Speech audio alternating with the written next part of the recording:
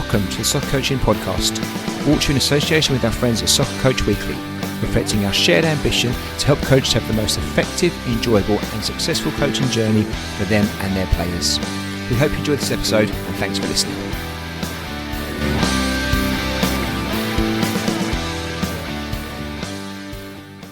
Ray, welcome back to the podcast. How are you? Good, all good, all good. Sun is shining. Spring has sprung, or summer's here. I think it's not even spring; it's summer, and it's warm out. Really, we should be doing this from the confines of a back garden or a beer garden. But... Yeah, we should. We've got to raise our game.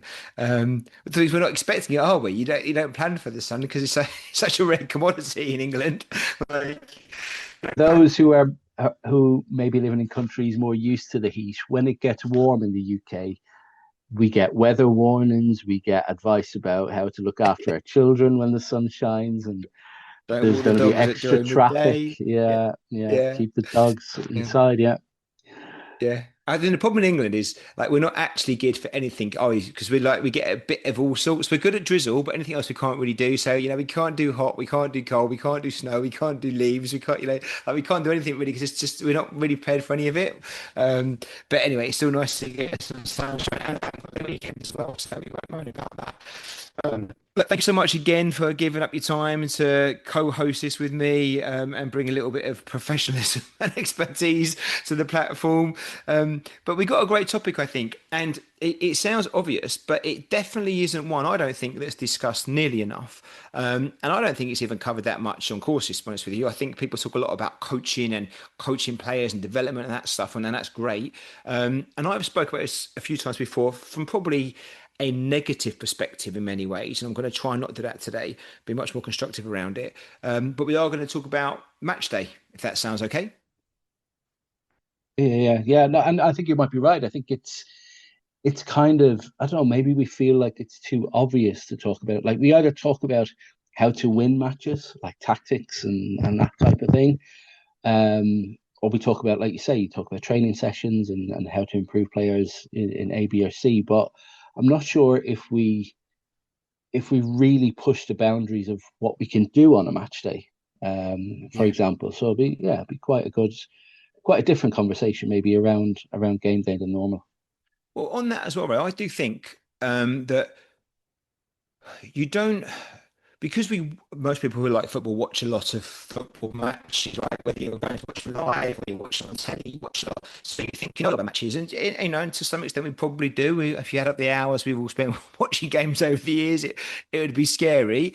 And and there's an education in that to some extent, absolutely. But we don't often get to see coaching, do we? So we have to learn coaching. We have to learn a bit about that, do the courses, find out ourselves, go maybe peek behind the curtain in some places and see stuff. But I think there's a presumption, whether it's conscious or subconscious, that actually I know matches already. I know how games played. I can do that bit fine, And I'll say firsthand that I probably can't, and there's certainly lots of things I can do better around match day, but I kind of feel like other coaching, but I need to learn match day. I'm okay with, Do you think that's fair to say? There's a little bit of not complacency, but kind of just that. Well, I've so loads of games. I know how a football match works. You're right, and I think we all fall into the trap then of copying the manager that we watch on TV on match day, and it becomes just a little, a sort of a mini version of it rather than, let's say, a tailored version of it. Something really simple like when you think about taking your team away from home, for example, to an away game, and it's whatever, it doesn't matter how far away it is, but it's unfamiliar, it's unfamiliar surroundings. You might leave your stuff in a changing room. That's a little bit of risk, and there's people there that you've never seen before, and opposition people there, and you've never played against this team before. Like there's all of that is quite the load mentally. Do you know what I mean? For players just to get in and around that. So one of the things I wrote about in the book that we're kind of looking at this through was that idea of, well, how, for example, how can we as coaches make that environment more familiar? Like, what are we in control of that makes it familiar? So is it simplifying the warm-up, for example? Is it choosing maybe familiar home games to experiment rather than kind of unfamiliar away games? Do you understand, and things like that? And offering a little bit of bandwidth to players than usual. So little things like that, I think when you start to probe them a little bit and when you start to have that discussion, you might start to find little edges that you can give your match day and your idea of match day. That again might help your players have a better experience. Yeah. Well, look, the book you mentioned, I've been looking through it. It's one of your ebooks, which are fantastic. This one, what I was looking at was the Advanced Football Matchday Concepts ones. So we'll use it if that's the case, with a reference point. But I don't want to lock you into like I've found some topics that I think are great. There's lots in there, but three or four.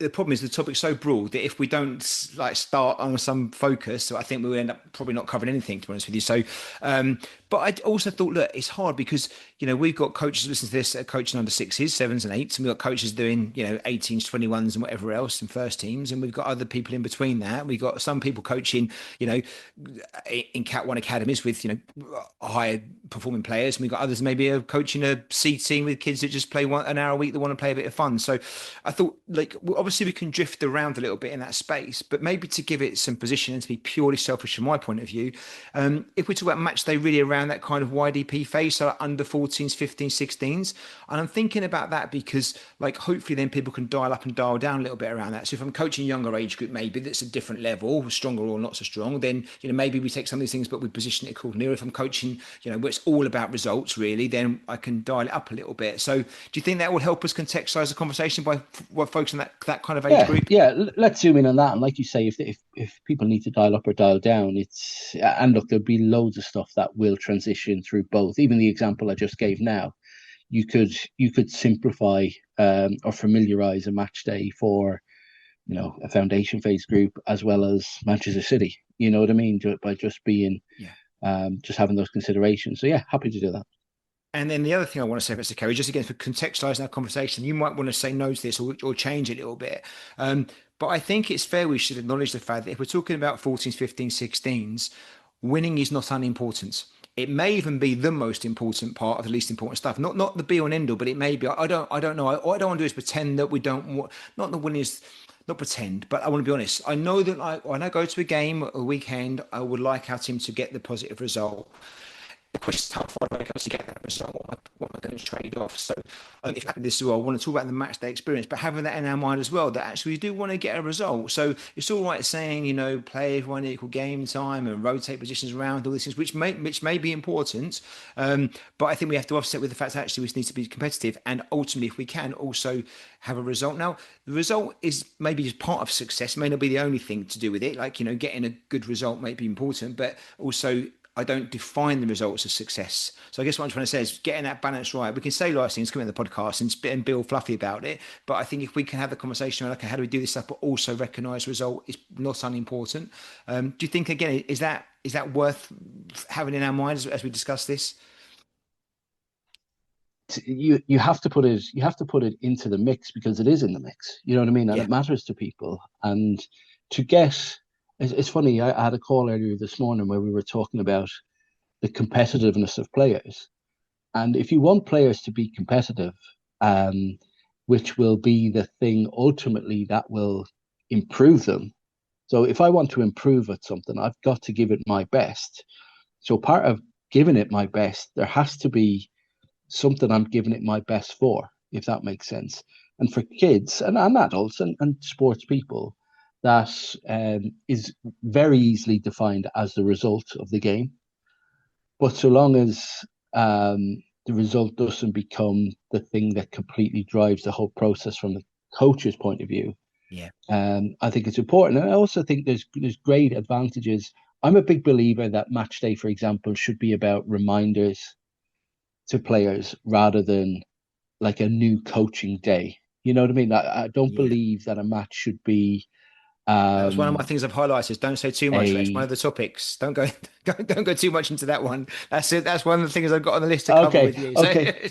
I know what you're like. Okay, well let's well look, without getting ahead of that, like if we're to um if we're presented with a situation, let's say I am going to go a little bit too far here, but let's say you come up against an opponent that's I'm just thinking back to my career in it. Being a coach of an under 16 academy group, and we played up against a team playing a diamond, and they were really good at it. And they weren't a better team than us necessarily, but they were better at doing what they do than we were at what we did. So eventually, one of us had to change, and that's to me, those are really outlier moments where a challenge is put in front of you and in front of a group of players, and you kind of go, we could stick or twist, but I think we need to twist here to have a good day. And to be honest, actually, I can't remember the score. It might have been 2-2 or something. Um, but I remember the circumstance and the situation. And sometimes match day presents those stuff to you. What Yeah. I don't think match day should do for teenagers every week is coaching them afresh on match day, because I think what's going on around the match day is already too much. For me, a good process would be we've covered what we normally would need to cover on training sessions or in the training week or whatever, and match day becomes a little reminder of those things. Yeah, perfect. Well, I think we're going to touch on a bit more of that later on. But what I've done, I've just grabbed a few of the topics that you've got in the book here, and actually I've gone with the first one first. That's okay. And where you talk about match day for learning, which I guess is a bit what you're saying there. But if we're talking about 14s, 15s, kind of that age group ish, and we're talking about matches and results being part of the equation there. When you talk about match day for learning, then what are you talking about, and how will that impact how a coach, I guess, approaches the game, and then also what they do during the game?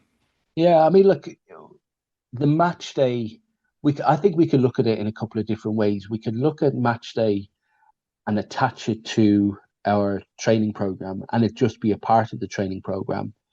Or what a lot of people do is it kind of becomes this kind of performance thing at the end of the week that's detached from the training program.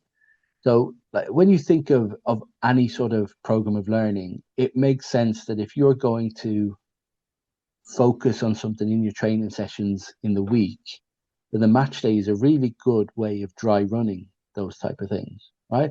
So I always thought it was funny when we would do, even when I was a player, when we would do loads of possession stuff and be good with the ball and keep the ball and don't give it away. And then match day, you dare look, you're smiling, Yeah, don't you dare pass it. yeah. Stick it in behind. You know what I mean? You're staying on the ball too long. Get rid, all that sort of stuff, and it never kind of matched up.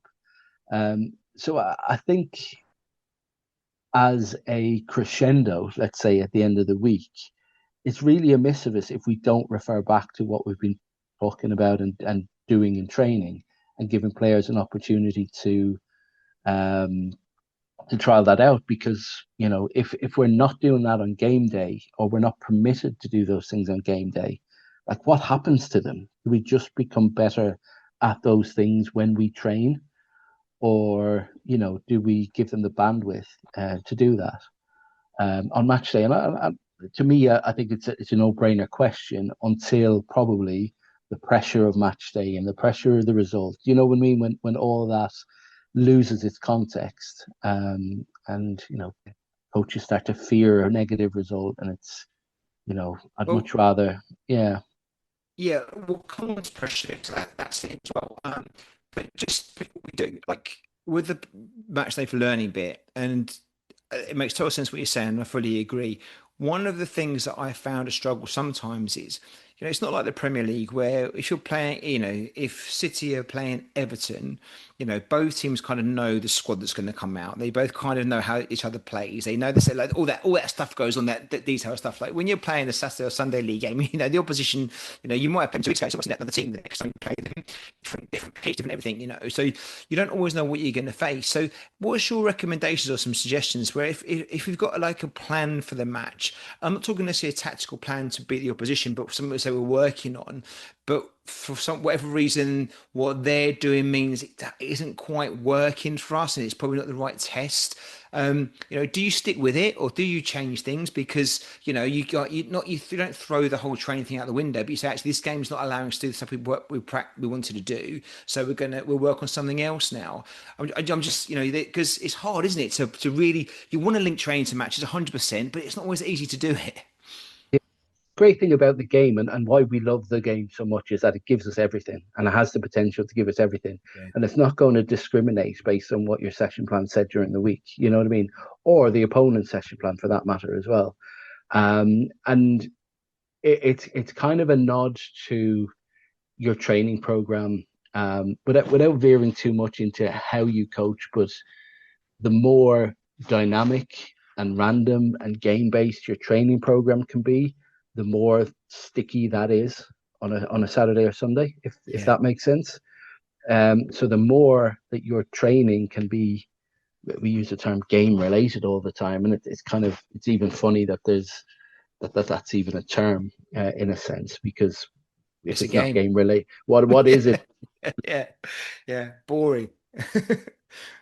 Um, and if we do, I call them variable and random type training sessions. If we can train that way, then we just have players who are better equipped at being a little bit more flexible. So the possession stuff you were doing during the week, it's not quite going to come out in this context, but it might do in a certain moment.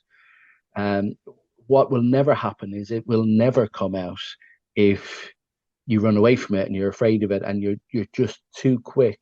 Some of the best match days I think back to is probably when you've gone through a little bit of difficulty in trying to do what you do. Do you know what I mean? Where for some reason, let's say the opponent is particularly strong or something like that, and what you really want to do, you want to get your game idea out there, and the opponent is just not allowing you to do it. For me, that's a real pitch point for the whole program, right? Because if you as a coach, if you can stay with it, right? Let's talk about not necessarily playing out from the back, but playing a technical game. Let's call it, right. Let's say we want to develop our players 14 to 16 by giving them opportunities to play under pressure. Like that's what's going to get them better with the ball is when they get it and it's difficult, and you insist, or your environment insists that they find a teammate or something, a technical solution to their problem, rather than the, oh well, let's just stick it in behind, right? Rather than giving them an out early, if that makes sense. So I think if we persevere through those difficult parts, I actually think you give your wider ideas and your wider program. Because if I give up a coaching idea because it's difficult one Saturday morning, yeah, I'll probably give it up any other day of the week as well, Yeah. if that makes sense. You know what I mean? And I'd want the players to, if we're gonna really in training and on game days talk about playing a certain way or doing certain things, that I think you've got to lean it. You watched Bayern Munich and PSG a couple of weeks ago, the first leg. I'm sure most of Yeah. the people Yeah. listening, and there was kind of a narrative. It was 5-4 in the end, and there was kind of this narrative that, oh well, it was too attacking, it was too technical. You know, there's too much kind of forward momentum from both teams, and you know, one or both of them should have settled into something a bit more compact and something a bit safer. And I thought to myself, yeah, I heard Vincent Company talking afterwards. He said there was two ways we could have played that game. One of them was to stick to what we do and, you know, defend high up the pitch, go 1v1 in areas, open the game up, attack them, etc., etc. So we can either go all the way that way, or we can go all the way back. And all the way back looks like, um, you know, playing 4-5-1 or something like that, low block most of the game, and probably getting beat anyway. Do you Yeah. know what I mean? He said that there's no middle bit, there's no kind of give or take a little bit. So I therefore, at our level, I think it's really important that if we've got things that we preach about, and all coaches do it, because something that matters to them, then we've got to let that come out on match day, and we've got to give that a chance to breathe on match day as well. And if you're Yeah. talking the age group we are talking what 80? What do you play? 80 minutes? Yeah. Usually, yeah, it's 80 on a Saturday, 70 on a Sunday. Yeah. You know what I mean? So there's a substantial bit of time, and during those games, if we look at how we would defend, for example, there'll be moments in the game where it's appropriate for them to go really high press and go lock on and try win the ball back high up. But there will be moments in the game where you have to defend the box and be nice and compact and do something like that. So those things will always come out. And I think for us as coaches, the things we insist on or the things we want to come out, um, we've got to allow them to. We've got to give them time to come out. Well, I wonder, I think you answered my question because obviously we're not the Premier League and we don't have, all the time of the week to plan and know the opposition. Maybe that's the important thing is remembering we should coach more principle based rather than actually technical detail. So rather than being, too specific about our game model, because actually, can you really embed that, the time that you have without knowing who you're playing against every week? But actually, if you've got principles rather than actually kind of hard, embedded patterns of play or something, then actually those principles should be flexible based on conditions, shouldn't they? So you should so for example, your principle of play is to try and, I know you in attack. It's to try and create goal scoring opportunities quite quickly. Well, that can be either going direct or playing on the floor. It doesn't really matter depending on what the position do. You can change it. So being, I guess, slightly looser in your game model, if you've got a game model, your principles might be a way of doing that. So you can stay true to what you want to do. You're not kind of completely redirecting everything and confusing the players and yourself, but recognizing the fact that the circumstances require you to be flexible in the moment, but your principles should probably still stay the same. Yeah, look, I like the idea of principles. I'm a big believer. I did some work around patterns versus principles in a coaching sense, where um, you get these kind of tales of old where the fullback talks about. You'll hear Gary Neville talk about this all the time. The fullback gets the ball and they should be able to give it to the winger, give it to the striker, give it to the midfielder, or if they don't have those options, probably give it back, which is fine. But what happens when your options are gone? So you're right. If you work from principles of something, play forward if you can, right? Then Yeah. you might come up with new ways of doing that. So the striker mightn't be on, but maybe um, if I go 1v1 against the guy blocking that passing lane, maybe I can go past him and then the striker's on. You know what I mean? So I do You're agree. problem solving, right? You're solving problems, which is what it's about, isn't it? Rather than giving solutions.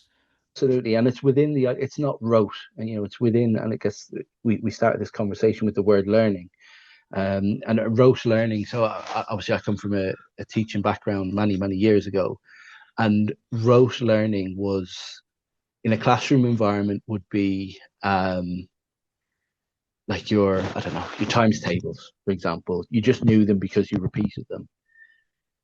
Yeah. The trouble with rote learning is when you bring it out into the real world and the that boxing saying that um, everything is Yeah. good until you get punched in the Yeah. face, No kind of plan thing. survives the first punch. Yeah. Yeah. And in football, if you give, I always think if you give people three options, you're knackered if they close up. You know what I mean? If those options don't present themselves straight away, well, then what happens? And then you have players that will look to the bench and they'll need spoon feeding and stuff like that. But I think you're absolutely right. I think if you have principles, so a defending principle might be wherever the ball is, will be compact, for example, Yeah. and that might be 50 yards up the pitch, or it might be on the edge of your own box in a moment, or it might be on the edge of your own 6 yard box in a moment because whatever you're defending a Yeah. particular situation or seeing out a bit of pressure. But yeah, I definitely think so. That principles allow more flexibility, but still allows everyone to know what should be going on. Yeah. Perfect. Okay. Well, the next thing then, if that's okay, and you mentioned it briefly, you touched on that first one there, but it's looking at pressure release. Um, and look, I've seen under six games is ridiculous as it sounds, like grassroots Sunday under six games where it feels like everyone's under pressure, kids, players, which we know is ridiculous, but the reality is that is how it feels in that moment for those people. I've watched it, and that pressure can sometimes go into other areas where it shouldn't, it's not appropriate. But we're going to be positive on this particular episode of the match day experience. But just what's your thoughts on pressure? Again, being realistic because we can't deny it's there because it is there. So I guess what's your thoughts and then how might we be able to support our players with regards to pressure?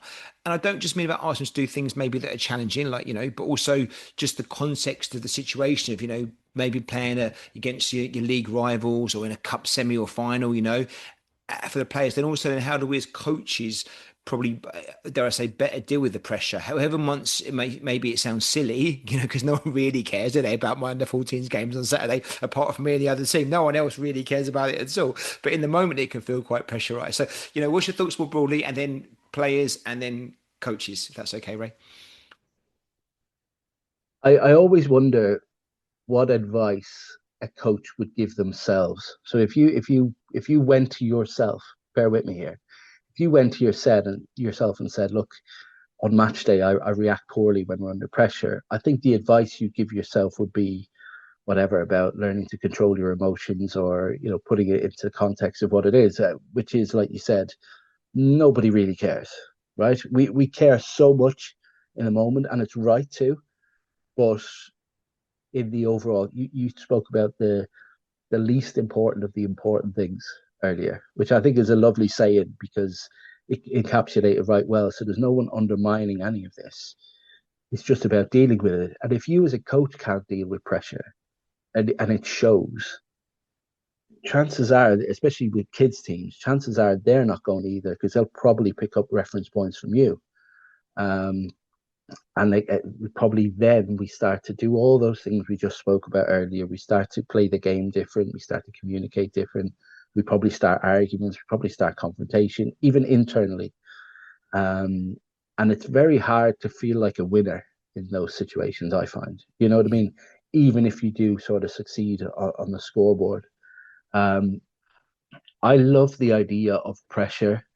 What's that saying? That pressure creates diamonds, and I don't know, whatever else it does as well. Your pressure is a positive thing because it feeds into your competitiveness. It means that it matters.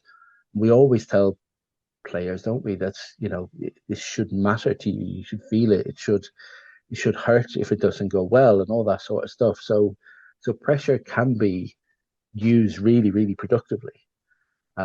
If I want my players to train better, or train more intently, or to care more, I put something on the line. You put a score out there, you go, okay, we'll play best of three, let's go. You know what I mean? Reds won last time, Blues, you've got to win this time. Yeah. And you know what I mean? And you add that pressure. But when pressure is taken over the top and it no longer serves you, that's where you have a problem. That's where, so if we use that training game analogy again, if the Reds or the Blues really need to win the training game, you want them to do it in the right way rather than, for example, cheating, diving, arguing about every throw in, accusing the opponent of cheating. All the stuff that can go on in a training session when Yeah. it just goes too far. Um, so I believe Right, that can pressure happen in is. matches, can't it? As well. I mean, you got me thinking again here. Like, we can play against teams. I mean, I don't. We're not angels and kids are kids, but I think generally speaking, we conduct ourselves pretty well. Um, but we can often play against teams where they're obviously coached differently. I'm not going to, who am I to say what's right and what's wrong? But very differently, where there will be a lot more of that dark art stuff going on, and I guess it's sold in some ways. Well, that's the adult game. We're preparing them for that a little bit, and we can debate whether that's right or wrong. I've got my own views on it. But how do you then help the players, I guess? Because it's still pressure in some ways. They've got to deal with the pressure of not reacting to what might be perceived as unjust or unfair. Because that answer, you haven't got control of that. In a training environment, you can control both teams, can't you? But in a match day environment, you haven't got that control. Yeah, well, look, what you can control is what you can control, and that's ultimately what all of this comes down to, right? So, what can you control in those circumstances? Well, you can control your message. You can control not just your message in the moment, but your message, your consistent messages um, throughout. And I think consistency. If we take a step back here, right? And you said about going from under sevens to senior team. If you, let's say your son or daughter is about to embark on a playing journey, right? And that playing journey is going to be from 7 till, let's say, 18 or 20, right?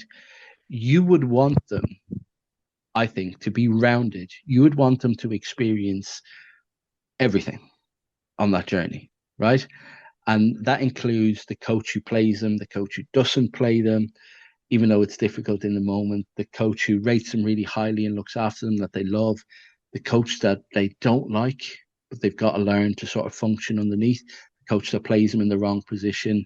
You want them to play in games where I call them green games, where you win and you be really successful and you score goals and you dominate and you leave field $1 million. You want the red games where you're the opposite of that. You're beat up a stick. Every time you turn, there's an opposition on you, all that sort of stuff. You like that's good long term. You don't want too many greens, you don't want too many reds. You probably want the orange ones in the middle where you can, go and play and compete and be at your level.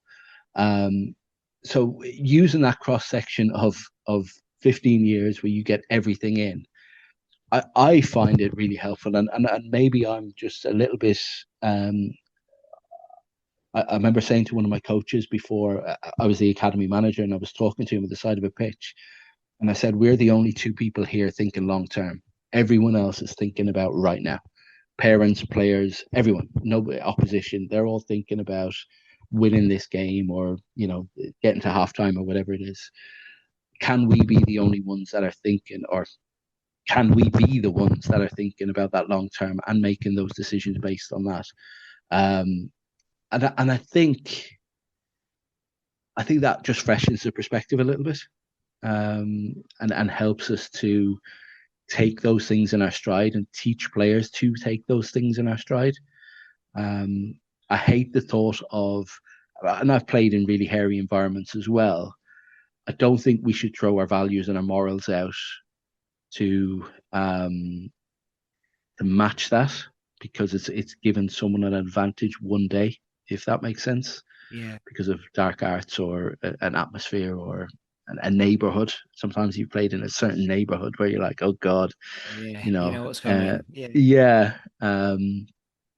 Well, I guess, one thing you said there, which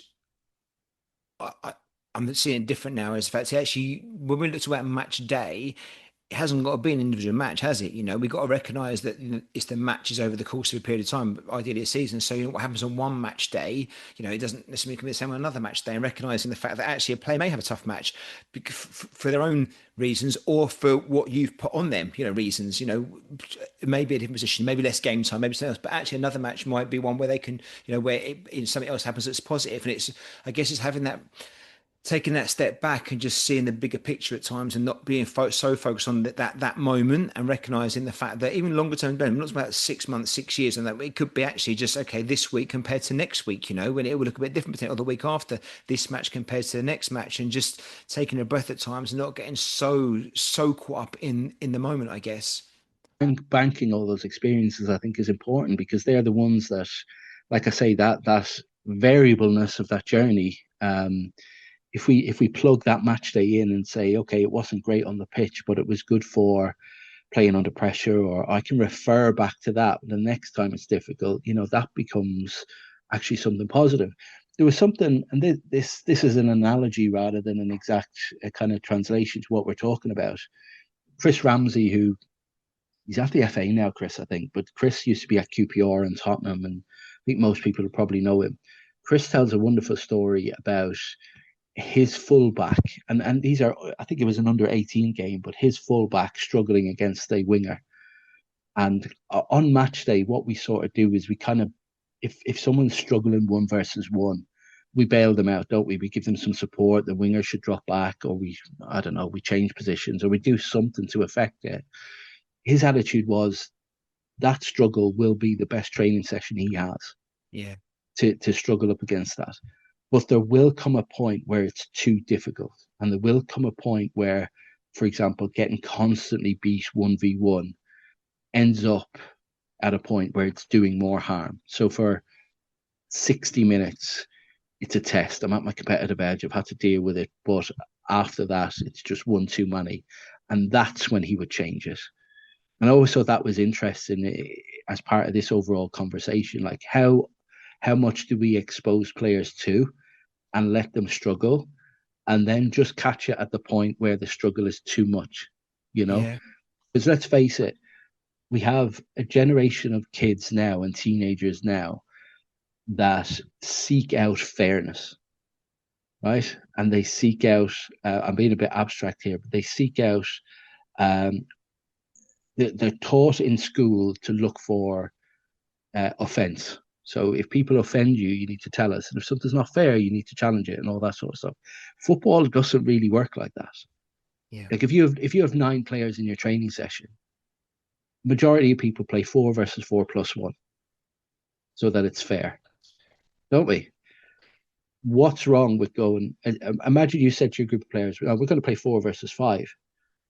And the team with 4 on there will go, "Oh my God, Scott, what are you doing? You can't do that. They've got one more player than us," and they prefer some sort of parity in that situation rather than going, "Okay, we are going to play with 4. So what are we going to do? We're going to dig in a little bit. We're going to have to do this way. We're going to have to, do you know what I mean? Show some resilience or something like that." Maybe you give them a goal lead just to, I don't know, balance it off somehow. But that idea of um, everything needs to be fair and everything needs to be positive and everything needs to be good and everything needs to be clean, it doesn't kind of fly with football No. because those difficult moments are the ones that people tend to refer back to as being the ones that kind of gave them the push they needed. Well, also, Ray, on that point, fair is subjective, isn't it, in many cases? I mean, obviously, even by referees, and especially in grassroots football, where, with all respect to the refs, you know, they've got their own views. They're not being governed necessarily by someone watching them, and their career's not on the line if they get a decision wrong. And often they're just kids. They're young people or just older people helping out. But fair is subjective, and you don't get fair football. In some games, you definitely don't get fair football. So I think you're right, and these are good life lessons, right? The other thing which I thought you were going to say, but I think it leans into a little bit, is I also think kids are brought up now where everything's equal outcome. So you're supposed to get the same outcome. And I'm so against this. You should get equal opportunity, but outcome is what you have to earn and embrace, and it links to fairness. You won't always be the outcome, won't always necessarily be fair. It's what it is. You have to learn from that and, go again. So I think, the fairness bit, the equal outcome bit, but what I guess it's all around that, which we always come back to, I think, on our podcast so very often, is about the environment that's created, right? So it's trying to, if you can create an environment, I guess, for your players in which, they're happy to take on, back to Chris Ramsey's story, that, that player's happy to go again and again, knowing he's in a safe space to be able to still do his best. He hasn't got to enjoy not having the outcome that he wants because it's painful sometimes, but recognise it's all about the opportunity to get better. It's not necessarily fair, but it is what it is. And you don't want to break them, but and that's wonderful, and I think that's what we should be trying to do, but it's not easy. But it's especially not easy, I think, at 14s, 30s, 40s, you've got so much other stuff going around. The adolescents, the prospects, the big kids playing essentially 2 years down because they're massive, the small kids playing 2 years up because they're smaller, the personalities, the schools. There's so much more going on under 14s, isn't there, that makes it, so hard, I think, to coach that space, and do all those good things. Now, I'm not saying we shouldn't be trying to do that, and we definitely should, but it's a challenge, isn't it? At under 8s, you can do this kind of thing. Under 8s, as long as you've got a positive attitude and you're a good coach and you're smiley and you can be firm but fair with the kids, but they'll buy into it. They'll run for rules for you. And probably under 18s and up because they've kind of gone through it, they understand it now. But that middle space, particularly around 14s, I certainly have found it challenging. I don't know if you would agree that it's a bit more nuanced in that age group. Ask any school teacher, and they would say the second year of secondary school. They're Yeah, the ones because they've been in the building long enough. They know how it's it a bit works. So, cocky. but Yeah, they're still not the bright eye bush. Yeah, yeah, exactly. And then yeah. they push the boundaries, and puberty becomes in it. And look, we Which is wouldn't be okay, right? That's talking part about of life. kids That's in part of youth it, isn't if they it? were They're all. supposed to push, aren't they? They're supposed to. Yeah. We will do, and it's there's. I'm saying there's nothing you can do about it. You work with it rather than against it, because when you work against it, my goodness, it's a slog, and it is. It's arguably the toughest period of time, and all. If you have 16 kids in front of you, chances are they're all at different stages of it. You'll have, the one with the mustache and all that sort of stuff, Yeah. the full beard, and um, talking about whatever they're talking about, and then you have the really childlike ones that would be part of the same age group that are probably looking at some of the attitude changes even that these kids go through, and thinking, well, what's happened to my mate here? And that's part of it. But if you, I think it's important. We would expect a school teacher to work within that context rather than against it, because ultimately they're not adults. They're not supposed to be. Yeah. We can discipline, and you can, do the things you need to do to make sure that, correct choices are made. But that's kind of what you're signed up for, and Yeah. it is difficult to go through. But I am a big believer then, to go right back to something we spoke about earlier, that if something is important to you as a coach, and that might be something you stand for, it might be a certain way of playing, it might be something you say in training, you've got to be able to stand by those things really Yeah. firmly, you know. I would, you talk about 18-year-olds, but 18-year-olds have a different journey. And I used to find it a lot, whereby a lot of them might be playing in men's environments as well, and so they behave like grown men, but Yeah. in a kid's game. And I used to, if anyone got a yellow card for dissent or anything like that, they'd automatically get suspended for the next game, just as an internal rule, just to be able to um, say, do you know what, I'm really firm with this idea. I don't stand for those sort of things, and it's not necessarily about me, but I'm doing it because I don't think you should want to stand for those things either. So we maybe seem a little bit extreme, but we're going to do it anyway. Um, and that's what I mean, that you're able to, as a coach in that position, you can be forthright enough to go, no, this is what I stand for, and this is what I believe in. So Yeah. there's the non-negotiable. How important, Ray, is it then to maybe put that in writing, almost like, at the start of the season, where you have your kind of like, I mean, I would put it right actually to the parents, the players, him, and say, well, this is what we represent, this is who we are, this is what we're going to do. Because I guess it does a couple of things. And number one, it gives them clarity about what they're signing up for, both parents and players. But number two, then it probably keeps you honest to that, because if you put something in writing and put it out there, you can be pulled up on it. Would you recommend that, or are we better off not putting it in writing so we can change our mind halfway through the season? Look, if something's important to you and you can change your mind about it, it's obviously not that important to you, Yeah, right? And I do think, and this is one of the things that will transcend every age group and every level, that meeting that you have early in the season, and the thing you commit to. The trouble is, you sign a consent you send a consent form, either whatever, through your apps or on paper, to parents, and they'll sign it and they won't read it, right? That's yeah, clear. I think we all know that, or most don't. But it's that meeting you have with them where you go, this is how I work. These are the things that, I know you said we're not going to talk about rotating positions or a game time or anything like that. But if your environment contains those things and you communicate them early, if your environment contains a line that says, if a player gets a yellow card from a referee for dissent or foul and abusive language or something like that, they will have an internal suspension. And I'm doing that because I believe that I want to help create good young people.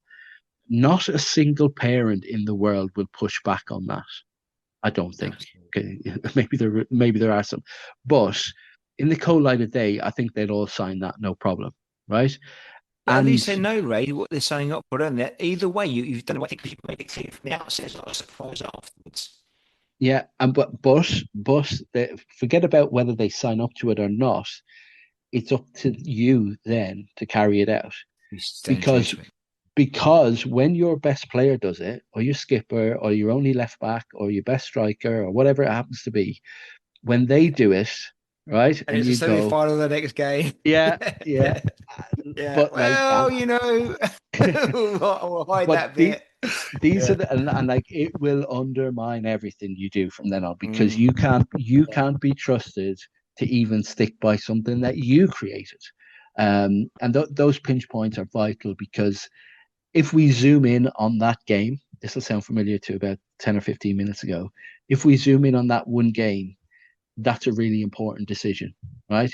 If we zoom out on that longer term journey, be it the season or the 10 years or the 20 years, you've stood for something there, and I think you've made a difference, and you've left a mark. You know what I mean? You've thrown a punch at someone, metaphorically speaking, that they will remember. Um, and listen, you're hoping that it doesn't come to it. Do you know what I mean? You're not Yeah. using it just as a punishment. You're using it as a carrot, in a sense, to go, whatever it might be. Scott, if you continue to lose your head here, you know what happens. and hopefully that takes them, if we talk about emotions that will go from green to amber to red, you hope to catch them at amber sometimes. Yeah. Um, Well, or one maybe thing you said take there, them Red, I off and thought, have the oh, conversations. yeah.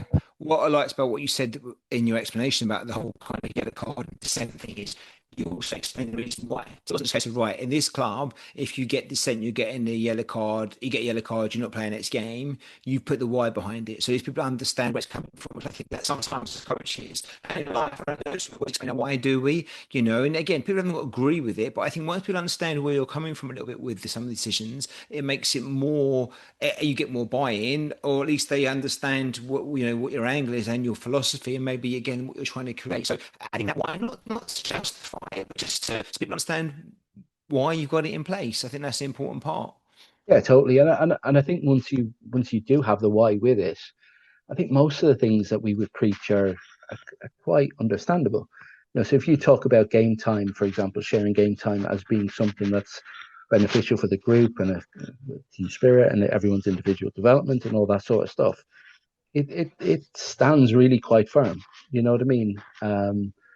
And by putting it out there to parents and to players early, and putting it as a pillar or something important in what you do, then hopefully over time at least that can become part of them. Yeah, And I had to do it a couple of times with the yellow card thing, but not as often as you think, yeah, because you know what I mean. Once you've done it once, people kind of go, oh, "Okay, it yeah, wasn't just bluster." yeah. Then Well, there's two more things, at least from my point of view, anyway, from the book that I like to pair out. That's okay. But if I miss any question you want to mention, feel free to do so. But the next one I like to speak about is just using your bench. So the whole thing about the substitutes bit, which I think again is something was this very rarely spoken about, and we just do what we think is right. I think with the bench, and I sometimes watch the videos back about games, not often, to most of you, but when I do watch them back, I become very conscious quite quickly of how I'm not even aware of the boys behind me. I say all the right things in the beginning, but when that game goes on, they might as well not even exist. And so I need to to put more on their pitch, and that's a massive part of my part there. But they just used to it, they just get on with their things. And I don't think I'm alone in that space. But just what's your take on the substitutions and and that match day environment and how they could or should be managed both from their perspective, but also from how the coach manages that. yeah, look, I think there's a real opportunity there to have that. Let's call it the bench. You know what I mean, as a learning option or a learning environment as well, where it can be really tightly controlled, where you give them specific tasks, almost like a scout. You know what I mean, or some like data notation or something like that. Where, but ultimately, what do you want? If we're talking about winning a game, what do you want from your substitutes? You want them to come on, make an impact on the game, help you win, right? If we're going to talk in that language, then probably the best way for them to do it is to be involved in the game somehow, right? Now, we can't put all 15 on the pitch, but what we can do is engage them in the game somehow. So at halftime, I'm going to put you on for Johnny. Have a little look at I don't know, the player Johnny's playing up against. Um, in 10 minutes, come back to me and tell me what you've seen. Or what has Sarah done really well as a lone striker today? You know what I mean? You're also a striker. You could come on for her later in the game. Something like that. There used to be that old tale, didn't there, about Ole Gunnar Solskjaer, that he was the super sub because he studied the game and he studied the opponent. And when he went into these games, he was able to get an advantage because of that. So I guess it's leaning into that idea rather than, like you say, have you ever seen, and I bet you have, you've been a part of a game, and we spoke about pressure and we spoke about intensity and all that sort of stuff earlier, where the players playing in the pitch in front of you are maxed out almost in terms of their intensity, and maybe they're losing and they're really upset about it or something like that. And you turn around to the bench and they're smiling and laughing and joking, and they're all part of the same team, but it's quite hard to reconcile it. You know what I mean? Yeah. Because ultimately, if you're a non-player, you are detached from a certain amount of the real emotional parts of it. So my suggestion is that we use that bench more, and maybe you use the bench more as well to help you as sort of a bunch of potential assistant coaches. So the kid on the bench is a centre back. Um, have a look at their centre backs and tell me what their weakness is or something like that. You know what I mean? Yeah, Whatever it might yeah. be, little task. Come back to me in 15 minutes, or at half time. Give us some feedback on those two centre backs because they're really good, but I want to see if there's a little, whatever, a little weakness they have. I love that because I think I would. And we do sometimes say to players, "Oh, obviously you're going to go and play left wing. Look what's their right back doing, kind of thing, or or if you're going to play out front, or well, how can you beat past their centre backs?" But what I've never done before is said to players, "Look at the player in the same position of the opposition's team, see what they're doing well and not doing so well, maybe," which is great learning for them, isn't it? And gets them engaged. That's a great point. I do find Ray again, it's an age thing, right? When they were little younger. They were not all of them, but they were more engaged in the game when they weren't playing, so they were still watching, they would score and be involved. And with the older ones now, the 18s, I think they stay engaged on the bench still. They're there, they're watching the game, they're still watching it and paying attention. But that middle age group again, they're so about themselves. And again, it's adolescent, which I get it, but they're just, I'm not playing, I'm not really interested, I'm not bothered. Not all of them, but just a generalization. And yeah, as a coach, when you're so invested in it and you look back and see the bench sessions, what's going on there until what the score is. You think, oh, what, this is your team, not my team, it's your team. But I think that, again, If that 13, 14 age group thing, I think they're just more about themselves, and that's part of the whole adolescence thing, isn't it? And going through that, that if going into let adulthood.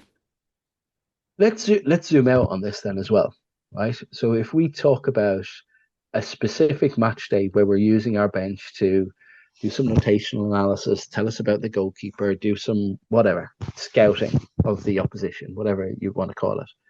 If we zoom out on that, how difficult is that to sell to the same kid every week? Yeah. Right, Johnny? Right? Yeah. You're not playing again Back on today. stats duty So, again.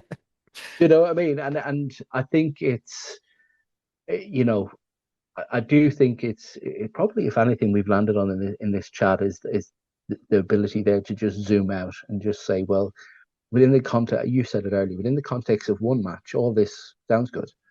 But in the context of a bundle of matches or, the context of the team and the season and all that, if you've had a blowout with your striker because I don't know, you got a yellow card in the last game and you said, right, I'll put you on the bench, and it might not be the best conditions to get him to jump through hoops for you, Yeah. right? So that everything lives within the context. We know that. Um, but there's opportunities there. And I think even if you don't do it week in, week out with every player, that you do something or you tip your hat to them doing something that involves them in the game more rather than how often, Johnny, get ready. Johnny gets ready, stands beside you, and then he knows who he's coming on for. And then he knows that he's going to play left back. You know what I mean? Yeah. Rather than, listen, Johnny, in 5 minutes, give it about 5 minutes, but I'm going to put you on for Michael, who's playing left back. Have a little look at the winger, see what, you know what I mean? Yeah. Pay attention or something like that, just to, So they're um, invested in it early. yeah, yeah, and cognitively invested in what's going on as well. Um, and then, like Yeah. you talk about wanting to win, like that might just be a little edge that helps you do something in the game. Yeah, perfect. Okay. Well, then the last one for me, if that's okay, and then you might want to mention anything that I've not covered around the whole kind of match day experience. But just again, in the book, you mentioned about no new instructions or information, which I think is a really good point because I learned that quite early on. That, match day is not for new stuff. It's just for, it should really be for questioning and the players giving you the right answers or the answers that you've worked on and stuff like that. And it's reinforcing the stuff. But is that what that section's about? And is that what we're talking about here in the sense of protecting that space on match day for showing what you can do rather than trying to learn new things? Yeah, and like the one exception I would always make is those emergency situations. Those ones, and it's the same moment.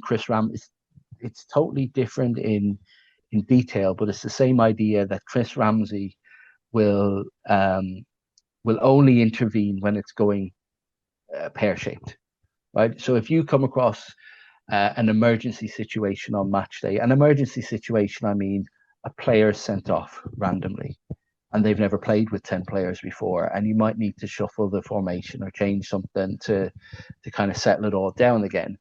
That's a great opportunity to go and learn something, right? Today we're going to reshuffle what we're doing. We're going to play with 10. This is how it's, might work, and so on and so on.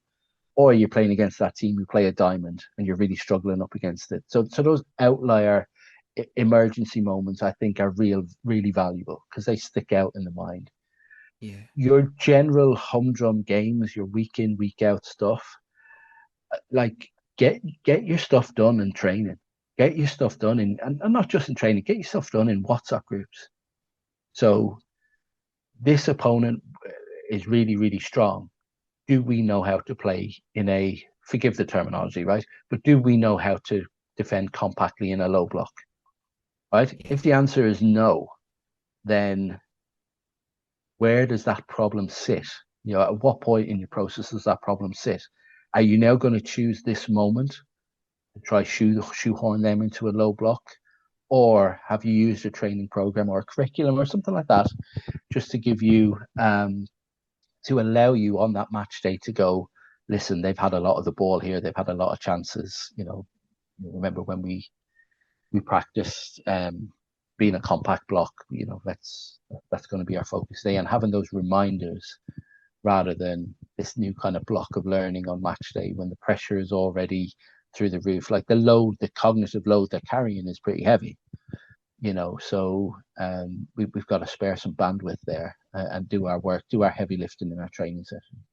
What's your view, Ray, on have like a match day focus? A focus is like a theme for the match, and I'm not saying again playing out for the back, but it might just be having a winning mentalities day, or it could be anything really, whatever you think. But are you for putting a theme around a match, a focus on it? That idea we linked to train, or we better keeping matches more open, and just looking at maybe our principles.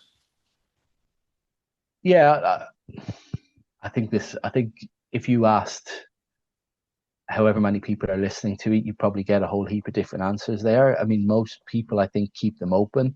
I know a lot of really good coaches who have that match day focus and they embed it and they back it up because it resonates with them and how they want to teach the game. And I admire that a lot. I think you mentioned, did you mention winning mentality or something like that? Or, Yeah. if there's certain, if we're going into the psych corner on things, if there's certain things that matter, then they should matter every week in that Mm. respect. Sportsmanship, for example, winning mentality, um, perseverance, all those sort of things we want to teach over and over and over again. I think, or I would like to think that that's the best way to teach something like that, rather than saying today we're going to focus on our perseverance. I would prefer if during the week we taught them about perseverance in a training session, and then we could refer to it in those game days when it matters most.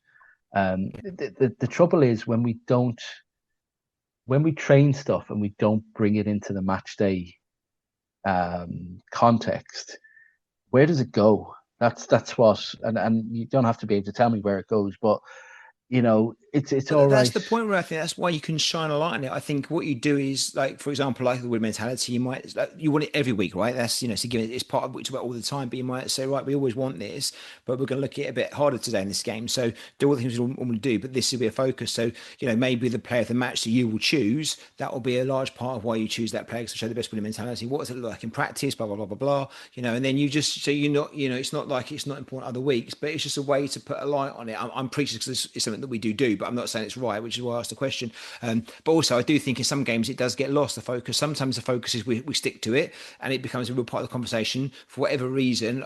Obviously, probably because I've got distracted in the two zoomed in and not zoomed out enough that it doesn't become, it's almost like an afterthought, the match day focus. But I don't think we ever forget about it completely, but it's not, sometimes it's more important in the moment than it is other weeks. And that's a job on my part. Yeah, but the best, like if you want to do something like that as a coach, then the best thing, it doesn't matter what Ray Power says on a pod whether you should do it or not. Try it, like try it Yeah. and see if it works. And if you do find yourself, if you do the first 10 games of the season and you found that by full time you've forgotten 6 times, then Not for you. well, you got to revisit it, or you got to do it a different way, or the randomness of match day, the fact that anything can happen. You could win, you could lose, you could be dominated, you could dominate. Um, you did a possession based stuff all during the week, and then on Saturday you're the dominant team, so it links really nicely. Or you did defending during the week, and you're playing a really strong opponent, so that exists. That links really nicely. It's going to be messier than that, right? And we've got to factor messiness into it. But if we are going to embark on something, and it is that important, like I know coaches that will do match day packs that go into double pages that they'll send to teams before that. And I'm not saying you should do that. That's what's important to them. You know what I mean? Yeah, And that's as part of that kid's journey. I want my kid to have that coach yeah, who's dying the wool about something. And then I want him to have the coach who doesn't care about that at all as well, because that's also part of the journey. So maybe if we split right and wrong apart a little bit and go and just talk about the different experiences that you can yeah. you That can give variety. players on the journey. Yeah. Yeah. Ray, your start. Well, look, I've hogged all the time there in an hour and gone through what I wanted to go through. Obviously, you know the book, well. Anything that you think? I mean, you could mention all tabs on the city, but anything there that you say, oh, that's definitely worth it or not. So, did we cover the main ones, or anything I didn't ask about that I should have done with regards to match day? Look, the books, the ebooks I write once a month, and they deal with um 25, I call them light bulbs, 25 short, sharp things around certain topics. Some of them that we've covered today, like the bench and learning and stuff like that, just to plant ideas in people's heads. And then we have the book always finishes with sort of an 8 or a 10 page rabbit hole. And that particular book talks about the corner kicks, was the rabbit hole we went down quite randomly, but good this season in particular, I think, with how the Premier League has gone. I suppose the main message is there's so many things around match day that if all we do on match day is pick the middle lane, and by pick the middle lane, I mean just do the same as what everyone else does and do the same as what we see when we go to whatever game we go to at the weekend and we watch the teams warm up in a straight line and the teams do whatever they do. And like it's so much more flexible than that, and use it, link it to a training session, however which way you want to do it. I think there's so much of value around match day than to just treat it as something that comes and goes. I think we could do better, and that's what the book is about. And it drops in, does some tactical stuff too, where we talk about things like momentum in games, for example, and things like that. That's so. For example, if you watch two high level teams play, um, even at in the Premier League or in the Champions League or stuff like that, like momentum changes. Even the teams that score tend to sit off a little bit and they cede possession and things like that, and just kind of bringing match day little light bulbs to everyone. So there's loads in there if anyone wants to have a look. Awesome. Right. Thank you so much. We'll put a link to that in the show notes like we always do with the stuff you put out there. So thank you so much for, again, putting things out and for talking us through it. I do think match day is one of those topics that, ironically, considering that's it's what it's all about, we don't talk about enough. And there's still work to be done around it. But it's been a great conversation.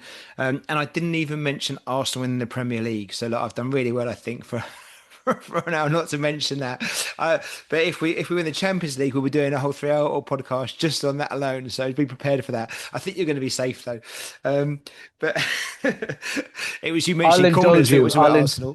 Do you know what? I will indulge you in that because I was, without digressing too much, I don't know if too many people picked up the Prime documentary. I don't know how long ago that was now, 6 or 7 years ago when Arteta first went in there, and I thought at the time, the discipline stuff that we were talking about earlier, like moving players on that he didn't think fit the culture and having really firm rules and stuff like that.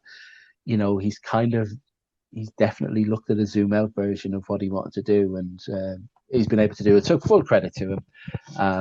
And you've been drowned out by Southampton in a Yeah, sense. So we had a day of it, didn't we? It's all gone now, but yeah. Anyway, brilliant, Ray. Thank you so much. Have a great bank holiday weekend. I'm very much looking forward to the next one, but I'm sure we'll catch up in between now and then anyway to have a chat about stuff. But it's been a pleasure, mate, as always. sounds good. Thanks, mate. This episode was brought to you in association with our friends at Soccer Coach Weekly.